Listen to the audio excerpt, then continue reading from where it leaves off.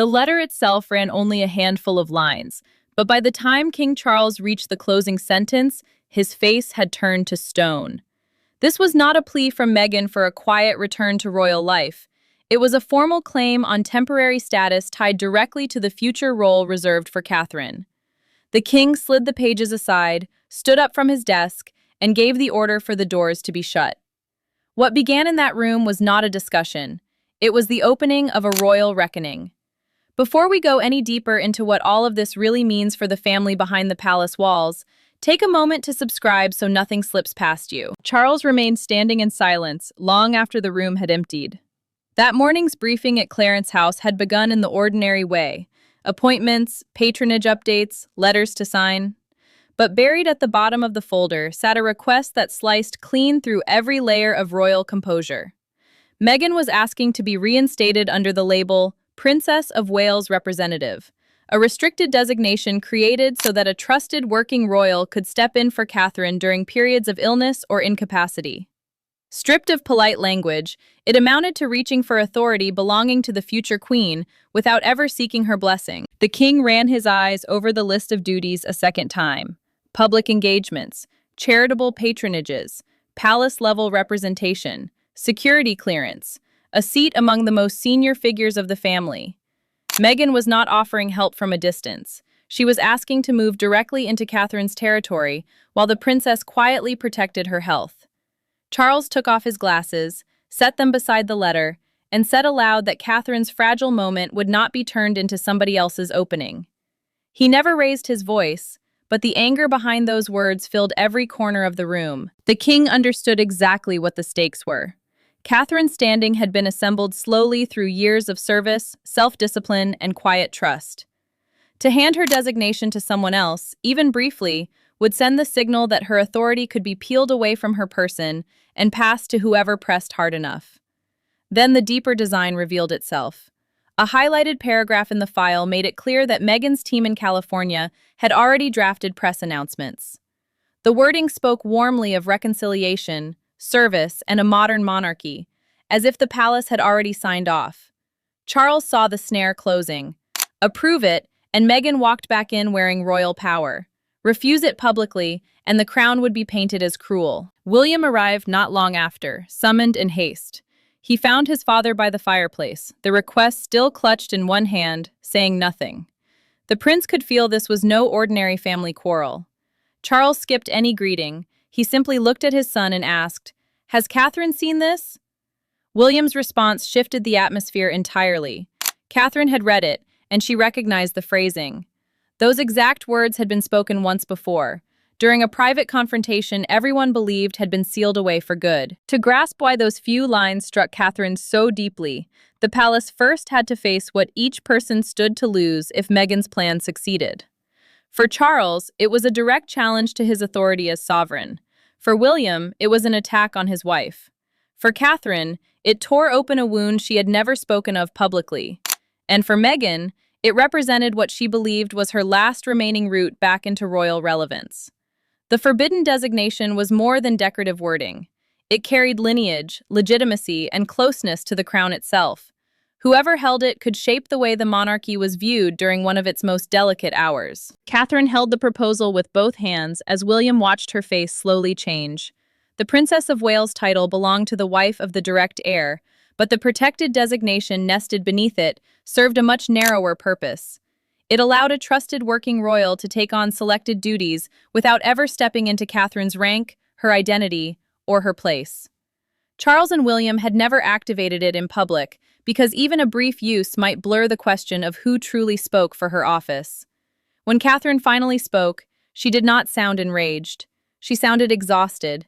She asked William why every moment of weakness in her life was treated as a vacant seat waiting for someone else to occupy it. The lighter schedule she had adopted was there to protect her health and her family, not to serve as an invitation for another woman to slip into the authority she had spent years earning. William could barely hold his fury in check. He told his wife that Meghan's request had nothing to do with admiration for her importance. It was an attempt to borrow the influence, the trust, and the public standing Catherine had built by hand. The future king understood exactly why that distinction was so critical. Once the palace permitted her office to be pried apart from her identity, The line might never be drawn back into place. Charles felt the betrayal from a different angle. The king had kept one narrow private channel open to Meghan and Harry because he still hoped that talking, however sparingly, might one day steer things toward peace. Now he feared that his patience had been mistaken for softness. His willingness to keep listening had opened a corridor through which a demand of constitutional weight had now been delivered. Meghan, meanwhile, sat beside a silent phone in California, unwilling to entertain the possibility that the palace could turn her down without consequence.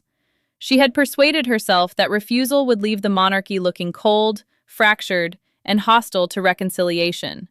Her resolve grew from desperation, but resolve it remained. Camilla urged Charles to tread carefully. The Queen Consort warned that a blunt rejection could ignite yet another public war. William took that caution as pressure to sacrifice something on Catherine's side, and the tension inside the family grew heavier still. Princess Anne shifted the entire question the moment she was briefed.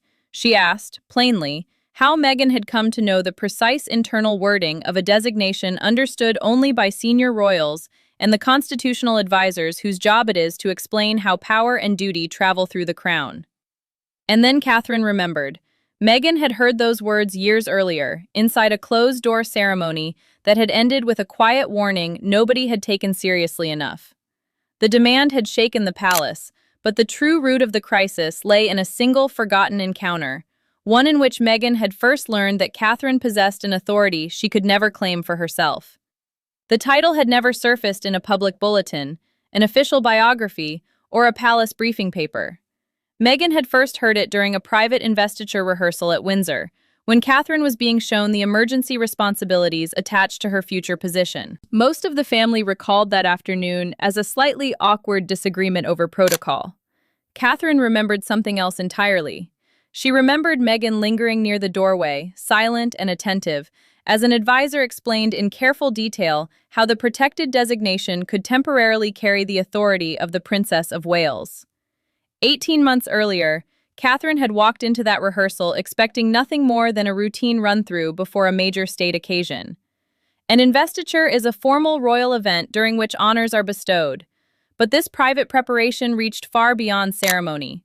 Charles, William, and senior advisors were quietly reviewing emergency succession procedures, the arrangements used to keep royal duties functioning when illness or crisis prevents a senior figure from serving in the usual way. Catherine listened as the advisor introduced the designation Princess of Wales Representative.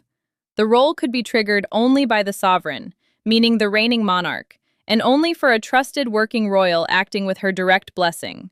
It came with ceremonial access, selected patronages, a temporary form of precedence, and permission to speak in the princess's name. Then the door opened.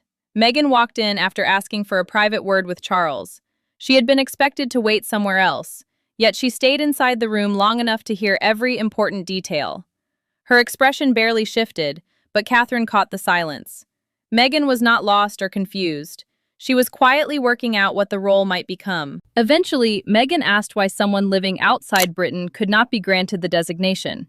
Catherine answered calmly that royal representation required trust, service, and accountability to the crown. The reply was measured, but its meaning was unmistakable. Distance was never the real obstacle. Conduct was. Meghan pressed on. She argued that public recognition should count for more than geography, and that influence could be exercised from any corner of the world. Catherine could hear ambition sitting beneath the words. So could William. The prince moved between them and shut the exchange down before restraint fell apart altogether. Charles watched Meghan leave, but Catherine remained deeply unsettled. She told the king privately that the question had not sounded like idle curiosity. It had sounded rehearsed. She believed Meghan was quietly testing whether a future comeback could be built on top of someone else's authority. Hours afterwards, palace staff realized that one rehearsal briefing had been moved out of its folder. No document was ever formally declared missing, and the disturbance was quietly written off as clerical confusion. Catherine never accepted that explanation. She remembered standing alone in that room after the rehearsal, feeling that something private had already been quietly taken from her. Now Anne produced the old security log. It revealed that Meghan had spent 11 unaccounted minutes just outside the constitutional briefing room. With the forgotten security log reopened and Catherine's suspicions finally confirmed, Charles decided that letters were no longer enough. This matter would be settled face to face. No cameras, no press secretaries, no advisors seated between them. Charles agreed to a single private video call so Meghan could explain the demand in her own words. She joined, expecting a negotiation. Instead, the king placed her proposal on the table between them and asked one question. Why had she reached for Catherine's protected title without Catherine's consent?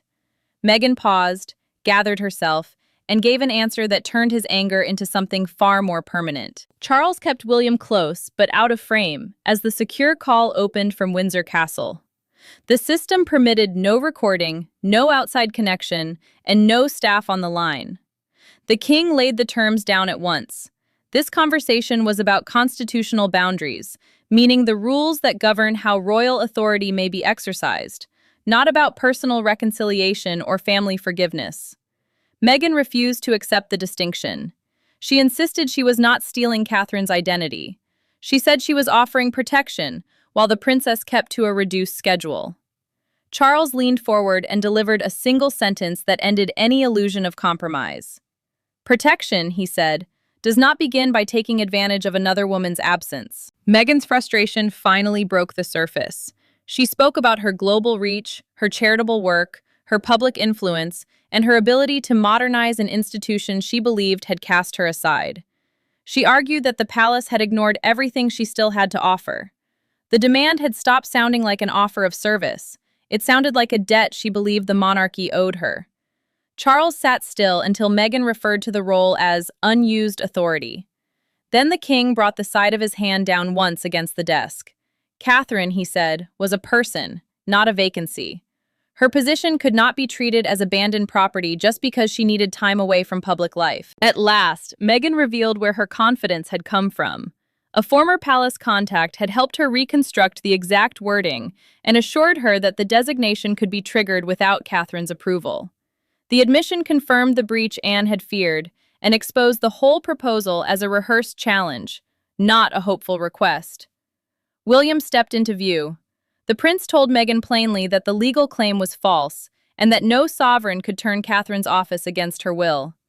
Meghan's expression tightened. She now understood that the family knew help had come to her from someone once trusted inside the household. Charles lowered his voice and offered one last exit. Withdraw the proposal privately, he told her, and the palace would say nothing about the attempt. Meghan refused. She insisted that in time, the monarchy would need her more than it was willing to admit. The king closed the folder and ended the call. He instructed his private secretary, the senior official who manages his formal communications, to shut down every informal line still connected to Meghan's return. Just before the screen went dark, she left a final warning behind. Her team was ready to release the proposal to the public. Meghan was convinced that public pressure would soften the king, but she had badly misread the quiet network of authority moving in step behind him. Charles wore the crown, but he was not carrying this decision alone. William controlled access to Catherine's household. Anne guarded the standards of royal service, and Catherine held the one consent Meghan could never step around. Inside a late-night meeting at Windsor, the four of them worked through the request line by line. What had begun as a dispute over one title quickly turned into a judgment on whether Meghan could ever again be trusted with the monarchy's name, its duties, or its authority. Charles called the private family council together without any advisors in the room. He wanted honesty before procedure took hold. A family council was an informal gathering of senior royals, carrying no legal status of its own, yet its decisions could shape the formal orders that followed. William explained that Catherine's protected designation belonged to her household, meaning it could not be triggered without agreement from the sovereign, the heir, and the princess herself. Catherine listened with her hands folded as the others weighed power, precedent, and consequence. When the king finally turned and asked her what she wanted, she answered without pause. Her title could not become a stepping stone for someone who had repeatedly undermined her, and then returned only when royal authority became useful again. Charles felt the presence of Harry behind every syllable. A permanent refusal might destroy his final hope of ever rebuilding something with his younger son. Catherine saw the conflict written across his face. She told him gently that he had to decide as king first, and only afterwards as a father. Mercy shown to one child could not be paid for with another family member's dignity. William's restraint gave way next. The prince argued that each compromise had only become the foundation for the next demand. Anne agreed. She reminded Charles that royal service rested on discipline and accountability, not on publicity campaigns or emotional leverage.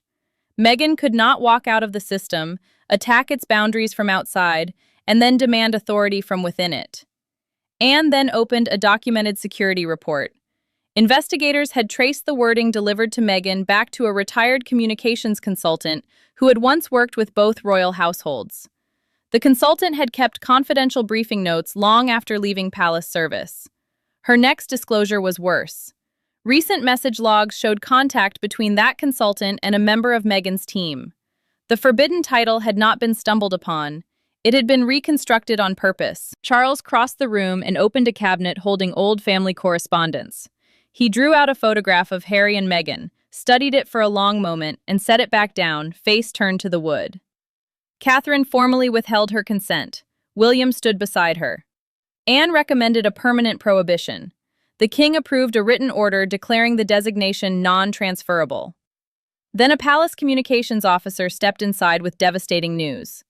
Meghan's proposal had already reached an American broadcaster. The palace had settled the matter in private, but Meghan's leaked proposal ensured that the fallout would now play out in front of the whole world. The leak surfaced before dawn in London. A broadcaster described Meghan's plan as a generous offer to support Catherine through a difficult period, carefully steering around the true power of the forbidden title. Within minutes, commentators were praising the proposal as an act of reconciliation. But inside the palace, nobody saw generosity. Charles saw manipulation. William saw an attack on his wife. And in California, Harry realized for the first time that the request had gone out without his full knowledge. Charles grasped the danger at once. The leaked story described Meghan as willing to take up temporary royal duties. Yet it left out the requested precedents, the security privileges, the title access, and the control over selected patronages. Precedence refers to the official ranking that determines where royals stand and how they are ordered at public occasions. Without those details, the proposal looked selfless. With them, it looked like a bid for power. The palace faced a brutal choice. Silence would allow Meghan's version to harden into accepted fact. A detailed rebuttal could defend Catherine, but it risked exposing private plans surrounding her health and reduced calendar. William refused to allow his wife's personal struggle to be dragged out as evidence in another public battle. Catherine watched the coverage with the sound muted. The princess held her composure until one presenter described her as unable to carry out her role. She switched the television off and blinked back tears. That single phrase did more than call her strength into question. It turned a painful period of recovery into a justification for replacing her. Charles struck back hard. The king ordered the restricted designation stripped from all contingency planning, the emergency framework used to keep royal duties running during illness or crisis. No outsider would ever again be able to read it as a doorway back into the monarchy. Harry confronted Meghan after reading the full proposal in California. He pushed a chair away from the table and demanded to know why his name had been tied to a plan he had never agreed to. She insisted that waiting had achieved nothing. He answered that she had turned his hope of family reconciliation into a campaign for institutional power. Meghan finally admitted that the former palace consultant had promised her Charles would give way once the proposal became public. Harry understood then that the leak had never been an accident. It had been the pressure mechanism from the very beginning. William received even darker proof. A copied media plan contained pre-written headlines, interview themes, and pressure points crafted to cast Catherine as the woman standing in the way of another woman's service. Where the public had first seen compassion, the prince now saw cold calculation. Charles signed the order that closed every negotiation touching duties, patronages, household access, ceremonial roles, or temporary representation for Meghan. Then, Catherine asked for one private conversation before any announcement went out. She did not want the final judgment to be delivered as revenge. Catherine had every reason to press for the harshest possible sentence, but in the quiet space before the announcement, she chose to speak not as a future queen, but as a woman who understood what permanent exile could cost. She walked into the king's private sitting room without William, without aides, without legal advisors. Charles expected her to push for the strongest available punishment. Instead, she asked him to separate Meghan's actions from Harry's future. The princess did not soften her refusal. She did not forgive the attempted use of her title. But she understood that a single decision could shut more than a professional door. It could sever the last personal path between a father and his younger son. Catherine had insisted on being alone because she wanted Charles to hear her without pressure from competing households. The formal order was the written decision that would define which royal roles, duties, and forms of access remained available. Once signed, it would carry the authority of the crown and leave almost no room for reversal. She stated her position plainly. Meghan could never make use of the protected designation, represent her office, control her patronages, or return through a temporary role dressed up as assistants. The request had crossed a boundary too personal to ignore and too dangerous to allow again. Charles admitted that his fury was tangled with guilt. The king believed that his efforts to stay approachable had planted the impression that every royal limit could eventually be talked away. He had wanted to preserve family contact. Instead, his patience had been treated as proof that pressure might still work. Catherine did not excuse the mistake. She told him that compassion without limits becomes permission. Yet she also warned that punishing Harry for a scheme he had not fully understood would simply repeat that same injustice in another shape. Meghan had made the demand. The younger prince should not lose every private path to his father because of it. Charles asked the question he had been avoiding. Could she ever sit in the same room as Meghan again? Catherine paused. She replied that civility might, one day, be possible, but that trust and any form of royal partnership were finished. The future queen could forgive pain without surrendering her judgment. She could remain humane without pretending the betrayal had never occurred. The king revised the order. Meghan's institutional return would remain permanently closed, but a narrow private line would remain open, allowing Harry to reach his father outside royal business. Catherine then made one final request. The palace must not disclose details of her health in correcting the leaked story, even though those facts would have shown Meghan's strategy in a far more ruthless light. Charles took the original proposal and tore away the page carrying Catherine's restricted title. He fed it into the fire, but kept the remaining pages as evidence. Before she left the room, the king thanked her for protecting the crown, and for protecting the part of him that still hoped, one day, to speak with his son again. By sunrise, Catherine's title had been secured, and Meghan's route back had been shut. Yet the public had still not heard the words that would come to define the entire confrontation. The palace statement carried no insults and revealed nothing of her medical situation. Its language was short, almost cold.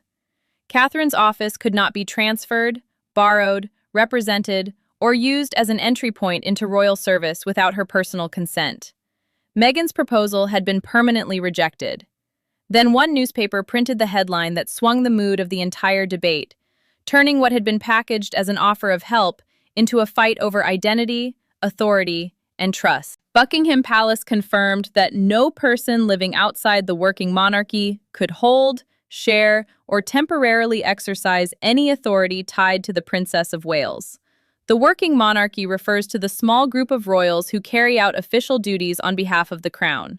The statement also brought every rumor of negotiations over patronages, public representation, ceremonial roles, security, or a return to formal service to a firm end. Within hours, the public mood shifted. A major London newspaper placed Catherine on its front page beneath 5 words that cut through the noise. Her title is not an empty chair. The headline turned the argument away from sympathy and toward consent. Meghan's proposal no longer looked like straightforward help. It looked like an attempt to step into another woman's authority. Outside Kensington Palace, a small crowd gathered near the gates. One woman set down a handful of white flowers beside a handwritten card that read, "Service cannot be borrowed." Others stood quietly beside her, their presence carrying a mood no palace communique could ever have manufactured. A veteran royal commentator sharpened the debate on an evening broadcast. In a recorded studio discussion, he argued that the question was not whether Meghan deserved forgiveness. It was whether forgiveness could stretch to restoring power that no longer belonged to her. Meghan's supporters pushed back. They argued that the palace had rejected initiative and closed yet another door to reconciliation. Others countered that the proposal had piled pressure onto Catherine while she was trying to protect her health, her family, and her future role. Catherine noticed the newspaper over breakfast with William. The princess studied the front page, then folded it shut. She did not want their children to see her identity being discussed as public property. The prince understood the gesture at once. Even public support could feel like another form of exposure. American outlets then obtained the full text of the proposal. The sections requesting precedence, security privileges, title access, and patronage authority dismantled the earlier story of simple charitable assistance. Meghan watched the corrected coverage in silence. After receiving confirmation that no further palace response or negotiation would follow, she turned off her phone. The headlines would fade in time, but the final judgment reached far beyond one proposal, leaving Charles, Catherine, William, Harry, and Meghan to live with what could no longer be undone. In the end, Meghan's request failed because it misunderstood where royal authority truly comes from. Catherine's position did not exist simply because a title had been written beside her name. It had been built through years of service, restraint, loyalty, and trust. Charles's fury was not only about protocol. It came from watching a woman's vulnerability be treated as an opening, and a family relationship be turned into leverage. The final verdict, therefore, became personal, constitutional, and absolute. Charles issued the permanent order without hesitation. Meghan could never make use of Catherine's restricted designation, nor of any title that suggested she represented the princess, the Wales household, or the working monarchy. The Wales household is the official team that supports William, Catherine, and their royal duties.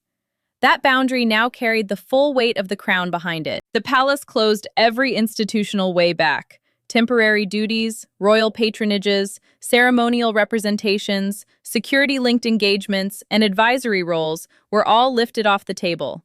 Meghan would not return through charity work, through public pressure, or through a title borrowed from another woman. Charles accepted the hardest truth of all. Preserving a private bond with Harry could not require weakening royal boundaries yet again. The king kept a single personal channel open for his younger son, but every negotiation touching Meghan's status was over. Catherine refused to celebrate.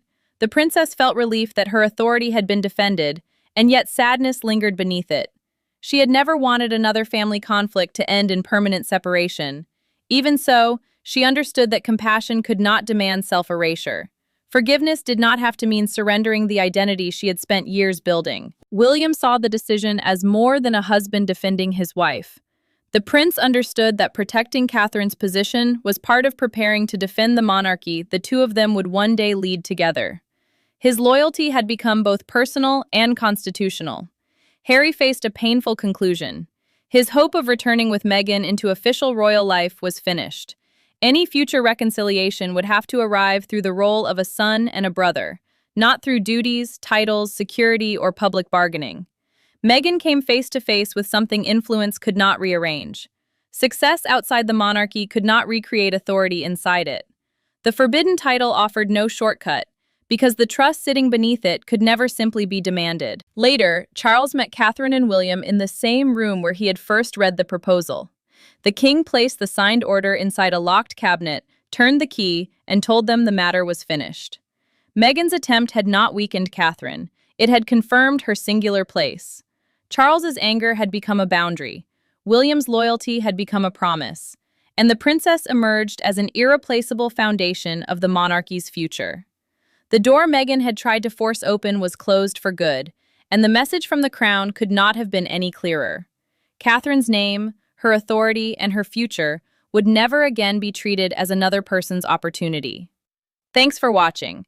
Don't forget to like and subscribe, and we'll see you in the next one.